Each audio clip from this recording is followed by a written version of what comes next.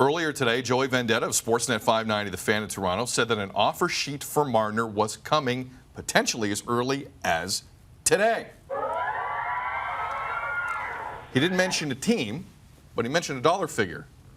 $12.5 million per season. That's McDavid money. This continues what's become the conversation right now around the National Hockey League. That's correct. A conversation that came to the surface again on this show plenty of times this week, including Tuesday's show. Why am I going back to Tuesday? Well, when it became apparent that Montreal's pursuit of Sebastian Aho wouldn't work, here's what McAuliffe said during that show. Me? Yes.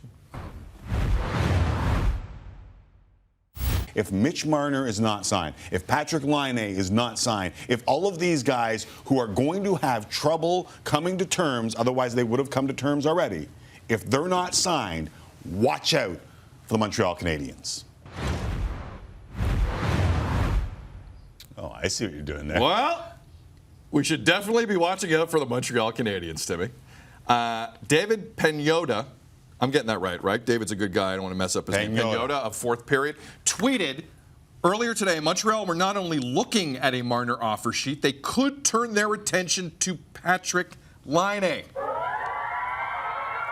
And Laine is still one of the highest trends in Canada at this moment. Because of it. Because of that. The Habs rumor mill didn't end there, Timmy. No. Hockey Night in Canada's Elliot Friedman made an appearance on Primetime Sports today and talked about how Marc Bergevin took a swing at RFA Braden Point of the Tampa Bay Lightning.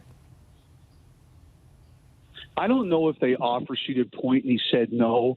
Like, Point's represented by the same guy, Jerry Johansson, who represents Aho. Okay. I think what happened was Montreal said, can we do Point?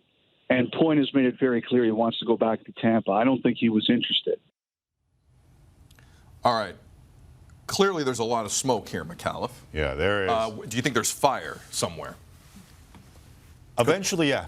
Yeah, I'm with you. Yeah, I think that what I thought about Montreal remains what I think about Montreal. Now, they have to be careful here because I believe now with Cousins, they signed Nick Cousins today. 1 year, $1 million, yeah. That gets him to 49 contracts. You're only allowed 50 contracts. Correct. And Montreal only has one more spot. But if what David Pagnotta has been hearing and what Elliot Friedman has been hearing, the Montreal Canadiens haven't given up on the cap space that I was stressing they needed to use because it's been there for about 3 years. And their fans are demanding that Marc Bergevin use that to get them preferably a number one center. They would take a really good left shot defenseman, but preferably a number one center. And I think that the Habs are going to play a factor here. The question is, Sid, would they go for a winger if that winger was Mitch Marner? Or would the Islanders be the lead team on something like a Marner offer sheet? Or the Buffalo Sabres be the lead team? And where does Patrick Laine fit in? Because I have thought all along, as you know, it went Marner and then everyone else will fall in line. Mm-hmm. And right now, everyone's looking at this and going, what the bleep? Okay, I want to address Laine and Marner. I want to start with Laine because the Laine Montreal thing has got me spinning. Joel Armia is on that roster. Mm-hmm. Kotkaniemi is on that roster.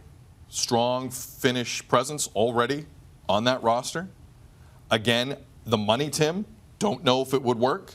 Kind of important. And they don't have to solidify the roster till basically 2 days before the regular season anyway.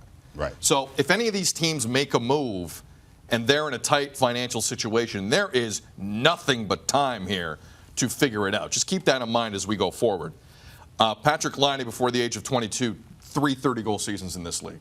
Right. I would pay a lot of money on an offer sheet and give up picks for the next Alexander Ovechkin, which he is. I would do that in a second to Mitch Marner. It's either Buffalo or Long Island. You mean Lou? Lou or the Pagulas.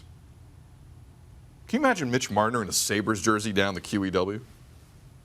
Can you imagine Mitch Marner in an Islanders jersey in the barn that was booing your friend? Supposedly. How about your line mate? Yeah.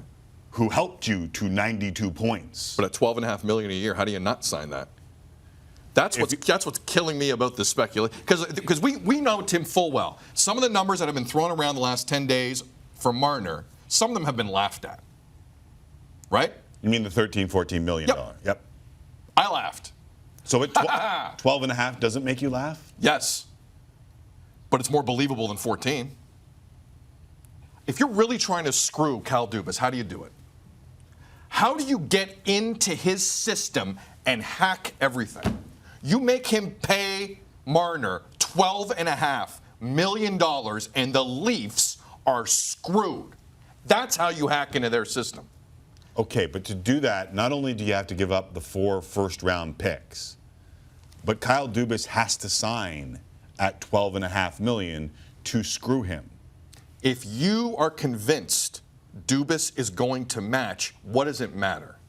But what do you care about the 4 first-round picks if you think he's going to match it? I agree with you. Do you think that Dubas has to match at $12.5 million? Yes. Because you can take, before you answer that. Sorry. Take it back. No. Take this into consideration. If I'm Kyle Dubas and you just sign him to $12.5 million, think of what you'd be paying 4 forwards if you did sign that. It's true. Right? Tavares and Matthews already 11. Mm-hmm.